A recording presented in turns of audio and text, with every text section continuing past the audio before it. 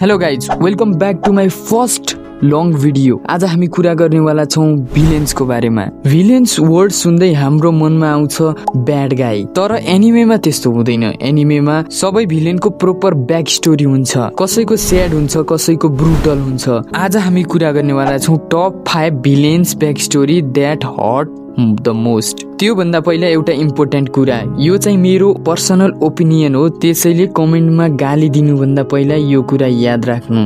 Okay, अब सुरु गरौँ भिडियो। नम्बर 5 मा राख्न चाहन्छु गारो फ्रम वन पन्च म्यान। गारोले कहिले पनि इभिल बन्न चाहेको थिएन। उसको बचपनमा उसका साथी होस् या उसका प्यारेन्ट्स होस्, सबै उसलाई हेप्थे र मोन्स्टरको जस्तो व्यवहार गर्थे। बचपनदेखि नै कसैले उसको साथ दिएन र हिरो कम्युनिटीको खिलाफ गयो र ऊ आफै मोन्स्टर बन्न बाध्य भयो। He became the villain because the world made him one। Number 4 मा राख्न चाहन्छु पेन अथवा नागाटो फ्रम नरुटो। नागाटोको चाइल्डहुडमा उसले अगाडि उसका आमा बुवालाई आफ्नै अगाडि मरेको देख्यो। भोकले मर्न लागेको थियो। उसले यहीको र कोनानलाई भेट्यो। उसको ज्यान भन्दा प्यारो मान्छे उसकै अगाडि उसकै हातले मर्यो। त्यसपछि नागाटोका आत्मा नै मरे जस्तो भयो। ऊ दुनियाँलाई डिस्ट्रोय गर्न चाहँदैन थियो। ऊ चाहन्थ्यो कि दुनियाँले पेन सफरिङ बुझोस्।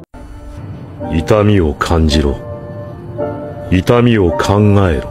नम्बर 3 मा राख्न चाहन्छु अकाजा फ्रम डेमन स्लेयर। अकाजालाई डेमन स्लेयर इन्फिनिटी कासल आउनुभन्दा पहिला लोथ हेट मिल्यो। त्यसपछि जब Demon Slayer Infinity Castle movie आयो, त्यसपछि सबैको मनको हेटलाई मायामा बदलिदियो। अकाजाले गरिबी, रोग र अन्याय सहयो। उसले आफ्नी आमालाई गुमायो र त्यसपछि आफ्ना ड्याडलाई पनि गुमायो। यसको स्टोरी यतिमै सकिँदैन। यसले सबैभन्दा माया गर्ने मान्छे र उसका सेन्सेलाई पोइजन हालेर मारिदिए, जसको जिन्दगीमा कोही पनि रहेन। रेज र गिल्टले उसलाई डिमन बनायो। He didn't want to kill, he just had nothing left to live for। कोही भन्दैन कि यो गुगलबाट उठाएको। नम्बर 2 मा राख्न चाहन्छु डोफ्लोमिङ्गो फ्रम वन पिस।